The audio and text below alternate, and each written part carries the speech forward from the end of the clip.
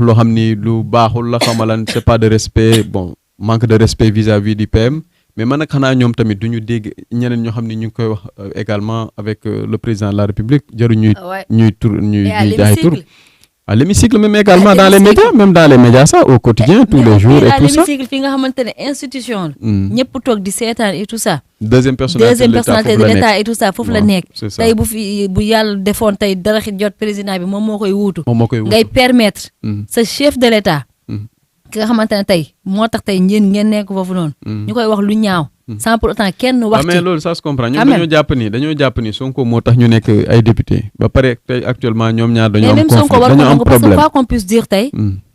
Diomaye moo nekk supérieur bi waaw mais est-ce que ba léegi ñoom nangu nañ ko est-ce que ñoom ba léegi def nañ ko seen bopp parce que ñu bëri loolu mooy seen problème dañoo jàpp ni Sonko ba léegi mënutul comprendre wala mënutul gëm ni kii moo ko jiite c'est ça et ça pose problème maintenant nag lu ci gën a am solo man foofu laa jeexale parce que li nga wax sànq pour man loolu moo problème bi foofu la nekk ñoom dañoo fàtte ni Sénégalais dañ leen fal jox leen 54% jox leen 130 députés waruñu en tout cas assister à des scènes comme ça foo xam ne dañuy xam nga di xeex di xiiroo di c'est-à-dire ngeen nekk ci au pouvoir ba pare am opposition à l'intérieur non loolu musul am c'est la première fois au Sénégal non musuma ko gis c'est la première fois te loolu ne serait-ce que pour ñu bañ a am en tout cas ci li ñu fekkee waaw ci li ñu fekkee mais bon peut-être ay quelques tensions aussi mosoon am boo xoolee par exemple 1962 avec Senghor Mamadou Dia ainsi de suite loolu moom yàgg na am au Sénégal peut-être Diouf laa xamul est-ce que mosoon na am exactement loolu aussi mën nañ ci renseigner mais à part ça Wade aussi avait eu quelques soucis avec Idrissa Seck à l'époque en 2004 xam nga ba ay affaire de chantier de Thiès et tout ça après aussi Macky ñëw mu am même problème bi ba Macky dem créer son parti en 2008 ainsi de suite donc loolu xaw na yàgg na am mais mi ci gën a am solo mooy ñoom xam nañ ni am na benn espoir boo xam ne Sénégalais amoon nañ ko ci ñoom il faut que ñu koy fàttaliku de temps en temps suñu xamee loolu vraiment yenn erreurs yi il faut que ñu éviter ko te ils ont pas le temps vraiment de parler tout le temps de la politique parce que loolu dafa war a nekk loo xam ne yaakaar gi dafa fooroon ba tey aussi ba tey pour man gëw ma woon ne sax Sénégalais dinañ leen muñal muñ gu toll nii parce que man je me disais que non ñii moom soit dañuy ñëw def preuve nit ñi continuer di ànd na ñoom soit defuñu preuve. waaw mais loolu mënoo xam les moyens élection kese moo ko mën a mesurer pour le moment. comme par exemple génn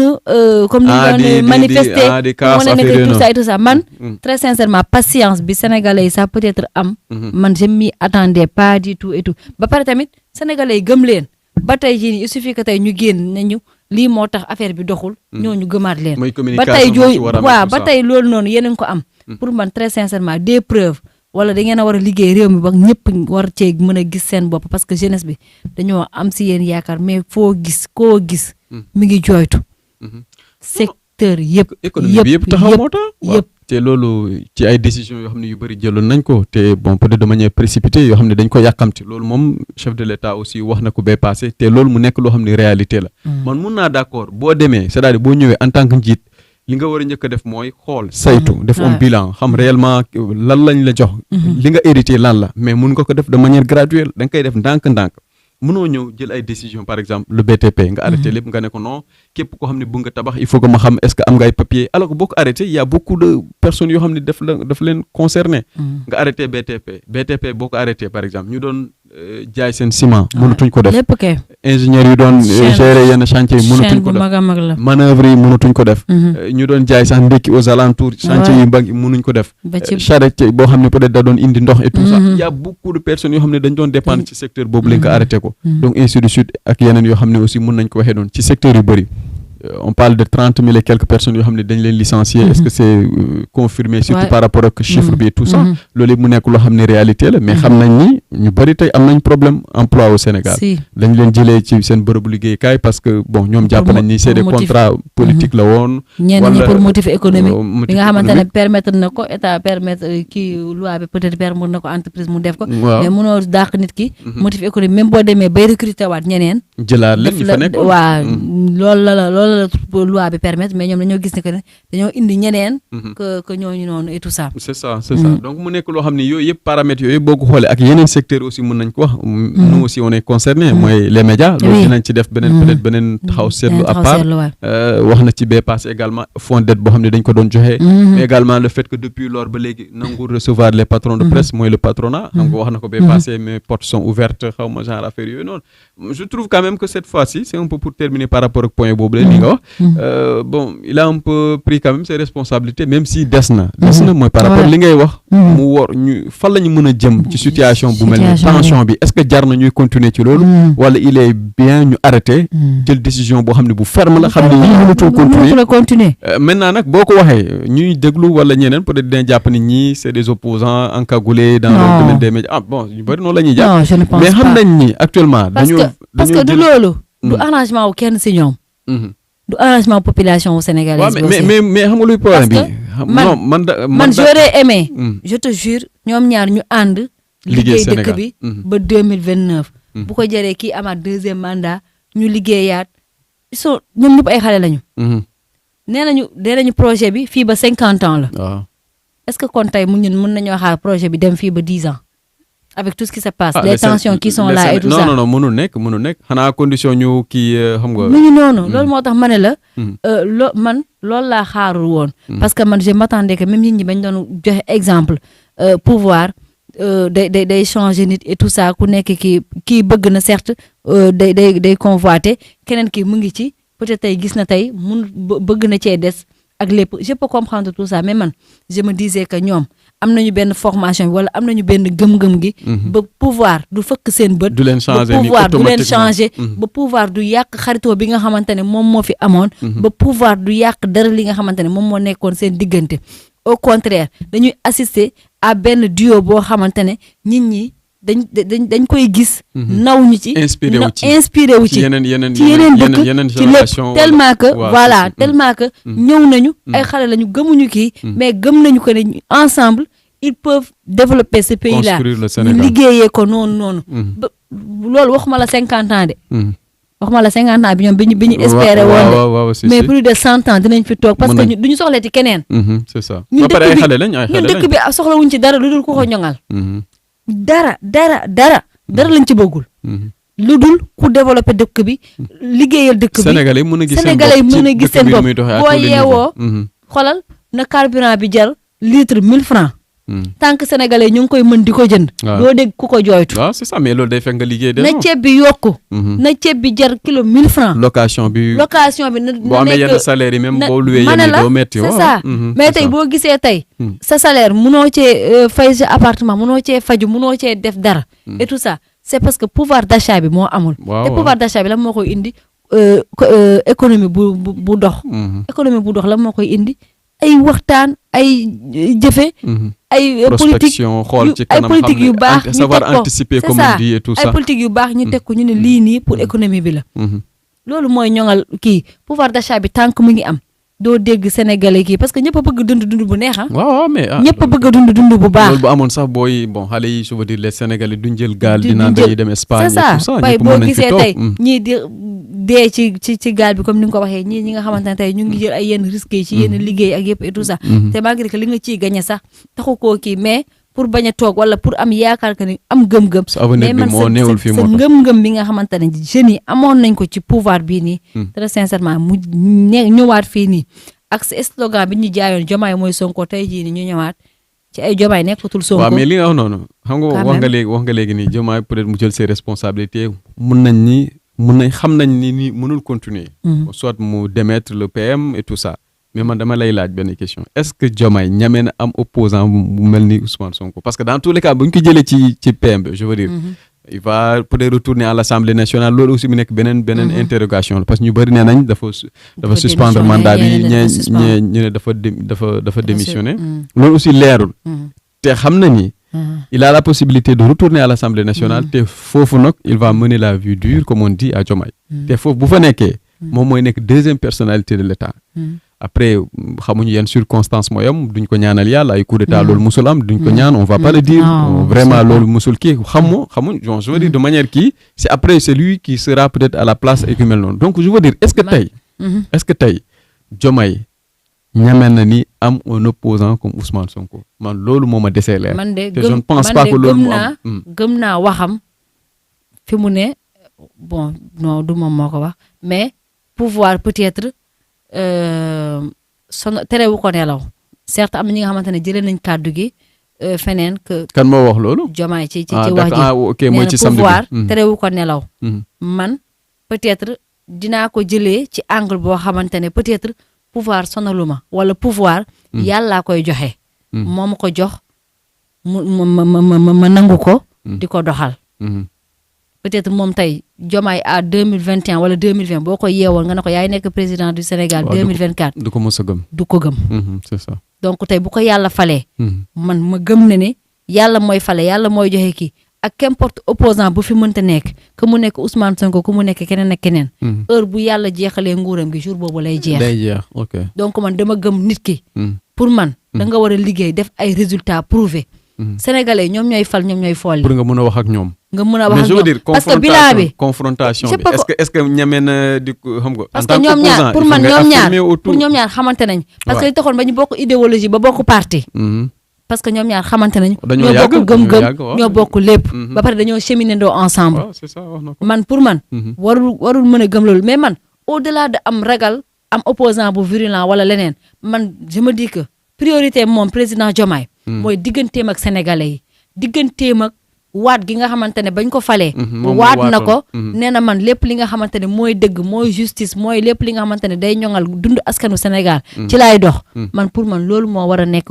alxuraanam heure bu yeewoo. léegi bilan bi entre ñoom ñaar ñoom ñoo waxoon ni Diomaye mooy Sonko mooy Diomaye ñoom ñoo ko créé woon. mais xam nga léegi après quand il faudra tirer le bilan. même bu dee Diomaye mooy Sonko mooy Diomaye dans le même sac wala. xam nga bu dee même bu dee dañ ne Diomaye mooy Sonko mooy Diomaye. waaw ñun Sénégal système présidentiel la ñu am. waaw président bi. moom mooy def bilan. moom lañ koy jox moom lañ koy jox. moom lañ koy jox certes nag kii moom mooy doxal. li nga xamante ne moom moo nekk l'action du gouvernement mais moom dañ naan nguur kii parce que boo demee Google di tapé qui est le président du Sénégal duñ la ne Ousmane Sonko et Diomaye dañ naan la Diomaye Faye Bassirou Diomaye Diakhar Faye moom moo nekk président bi donc pour man bilan bi moom la engagé moom la concerne certes comme li ma la wax on aurait aimé ñu def duo bi nii ba 2029 duo bi nekk un duo gagnant mu am résultat bu neex ñun ñëpp ñu gis ci suñu bopp mais puisque nii la ko yàlla dogalee dem nañ ba ci biir gis nañ ne peut-être mënatuñu liggéeyandoo ensemble wala gis nañu que ne quand même y a des trucs yoo xamante ne mi ngi xew ci seen biir tout ça mais malgré tout man en tant que président ma ñàkk a ñeme pour man instant bii nii dee benn yoon la da ngay jël sa responsabilité nga assumer que tu es le président que tu es le président de la République nga jël ñi nga xamante ne ñii leer na ne am nañu xam-xam mën nañoo liggéey li nga xamante ne moom nga bëgg a liggéey li nga yéene askan wi ci ay résultats ñii nii ñoo la ko mën a jox mais est-ce que xam nga ni mais est-ce que xam nga ni politique est-ce que xam nga ni calcul politique waaw mais est-ce que xam nga non mais loolu da ciy bokk calcul politique xam nga tax may la waru cee bokk non da ciy bokk xam nga tax may la calcul politique waru cee bokk da ciy bokk de calcul politique mooy li ma la wax rek parce que tey ñëpp gëmoon nañu ne en 2021 ba 2019 ba 2021 surtout ba 2021 gëmoon nañu ne kenn du succédé Macky Sall ku dul Ousmane Sonko. waaw def nañu manigance yëpp def nañu lépp nañu xuloon tëj nañ leen def nañ leen lépp yow au final kan moo falu c'est Diomaye yàlla moo ko def yàlla la moom moo ko gis nga affaire nguur ak affaire kii ci loxo yàlla la nekk moo koy jox ku ko neex comprendre naa li nga loolu kay d'accord naa ci na ko gëm léegi nag loolu bi ñu dindee Sonko xam nga ni Sonko kese du moom mooy dem dina dem mu ànd ak ñeneen parce que xam na ni moom xam nga loolu moom tamit dina wëri ñeneen Diomaye mu dem jëli ñeneen moom tamit dina wëri ñeneen waaw mais léegi man dama jàpp ni 19 millions de Sénégalais waaw c'est vrai on est 19 millions de Sénégalais beaucoup de Sénégalais yoo xam ne am nañ compétence peut-être sax am nañu lépp expérience sax man am na ñoo xam ne peut-être ñoom c'est soit daal tu assumes que tu es le président nga jël say responsabilités soit tu n'assumes pas ñu doxalee nii ak dundu gu métti gi non mais lii arrangé wul kenn ñu dundee ko nii ba 2029 ñuy muñ ci tudd yàlla saa yu ñu xëyee ah mais léegi après dans tous les cas man li ma wax rek mooy peut-être Diomaye dafa am lu bëri loo xam ne peut-être moom mu ngi koy sóoraale waaw non moom ko loolu moo tax mënul def dara actuellement mais nag léegi nag comme li nga man d'accord naa ci par rapport ak nag moom wax dëgg fa yàlla nag moom waaw mais par rapport ak le fait léegi moom mu war a jëlee Ousmane Sonko foofu ci primature xam nga peut-être remplacer ak keneen man jàpp naa ni peut-être su ko defee xam na ni yëfi ci lay gën a métti actuellement muy dund lu métti sax moom xam na loolu déjà ça pose problème parce que ils ont benn dualité boo xam ni am na ñëpp d'accord nañ ci boo xoolee sax seen sortie bi sax da nga koy xam d'ailleurs sax su ma juumul Ousmane Sonko il va sortir dans quelques jours yoo xam ne pour faire son bilan mais loolu un PM il va faire le bilan est-ce que moom kese moo ko liggéey wala c'est sous la coordination du premier ministre du président de la République on a un problème en fait on sent léegi c'est tellement xam nga jaxasoo ba nga xam ni doo xam kan mooy wax et pour dire quoi gouvernement la ñu yore non mais loolu mënu nekk on ne peut pas avoir deux gouvernements dans un pays normal comme le Sénégal waaw mais léegi lu ci gën a am solo xam nga ko waaw man xam naa loolu kay xam naa loolu d'ailleurs ça am na ku ma doon seetaan sànq ce matin il était invité dans une même ñee dañuy meeting sax waa Diomaye président le 9 su ma jumul samedi la waaw léegi man je me demande même comment ils font pour xam nga def conseil des ministres genre affaire yooyu noonu waxtaan alors que un gouvernement c'est de la solidarité ñoom ñoo waroon a nekk xëccandoo dóorandoo comme ni ñuy wax alors que tension yoo xam ne ñu ngi koy gis da ngay gis ministre yoo xam ne fii lañ bokk ñii bokk fee mais li ci gën a am solo peut-être lii lu ko mën a jeexal mooy Diomaye comme ni nga wax mu jël ses responsabilités mais nag le problème est-ce que ñeme na bon je l'ai dit avec beaucoup de respect mais est-ce que ñame na jël ses responsabilités par rapport ak man moo ma def cas waaw mais moom wax na ci nee na ba passé c'est que du loolu man calcul politique bi man fi ma ko jàpp man xaw ma nag waaw mais peut-être man je me dis que bu dee dàq na bu dee par exemple li moo gêné Ousmane Sonko les gens diront que il a trahi donc lui il a beaucoup plus à perdre déjà moom ñoom loolu lañu jàpp mais pour man da koy gën a dëggal pour ñoom léegi dañuy gën a am confirmation que ne carrément il a trahi par exemple bu fekkee ne Ousmane Sonko moo démissionné peut-être lui non Ousmane ne va pas démissionner loolu laa la wax ma ne peut-être nag moom peut-être moom dina ne moom moo démissionné gis na ne que peut-être que ni situation bii nii mën na bañ a mën na dem ba yegg ci détériorer li nga xamante ne moo nekk suñu relation et tout ça il a préféré démissionner il va pas démissionner donc loolu xam nga donc calcul bi man pour man ça se trouve à ce niveau là moom day xaar ba Diomaye dindi ko foofu comme ça mu gën a am confirmation gën a nag victimiser devant les Sénégalais pour wax leen nii jël ko dàkk nañ ma def nag moo nekk calcul politique bi mais nag léegi nag est-ce que une seule personne mérité na que toute une population ñuy souffrir ci ay affaire de ñaari léegi président moom loolu moo ne ci kanamam moo war a jël ses responsabilités est-ce que rek une seule population une seule personne mérité na plus de considération que toute une population sénégalaise mais man dans tous les cas loolu moom xam naa ko peut-être mun naa ko sax waat xam naa ni Sonko du démissionner parce que il va pas démissionner xam nga lu tax parce que jàpp na ni bu ko defee day may kii buntu fu mu mun ko kiwee tout ça léegi non moom day xaar ba waa ji jël sa décision bu xamee nag après ci lay gën a mun a wax ak sénégalais wax ngeen man de lii defoon naa ba pare aussi le fameux bilan boo xam ne nar nañ ko def en 2029 du ko mun a endosser après parce qu'il va se dire que man bëggoon naa liggéey mais y a eu des conflits tout ça finalement jëlee na ma foofu noonu ci lay mën a wax ban discours boo xam ni campagne non si ci la mën a wax ak Sénégal maintenant nag ci campagne la ñu nekk ba 2029 kay ci campagne la ñu nekk déjà instant bii ni on est sur la prolongation des élections de 2024 démb maa ngi déglu ñu ngi ci 2027 bi lañ jëm mooy ci local yi maa ngi dégg démb Waly Diouf Bodian nee na ñoom dépassé nañ phase identifier kan mooy kan ñoom dépassé nañ ko d'abord léegi xam fa lañ jëm phase neutralisation c'est-à-dire pour won ni ku nekk li nga peser lan la moom loolu la wax bon c'est vrai que moi j'ai beaucoup aimé peut-être ça sorti et nu mu séquencer affaire yi aussi quelque part aussi il a raison nee na déjà ñoom xam nañ kan mooy kan bon je veux dire je veux pas utiliser une expression yoo xam ne moom utiliser na ko mais pour wane ne am na ñoo xam ne léegi trahi na leen dem nañ alors que ñoom ñoo doon kii et tout ça mais dans tous les cas ñoom benn nit lañ xam koo xam ne moom moo porté le PASTEF en tant que parti mooy seen leader Ousmane Sonko léegi phase de xaw ma na laa ko waxee léegi nii neutralisation bi neutraliser après nag bu demee ba élection yi jàll nag ba résultat yi romb nag mooy suul am na ñoo xam ne ils vont vraiment disparaître dans l'espace public sénégalais léegi nag loolu beneen bi mooy am na loo xam ne wax na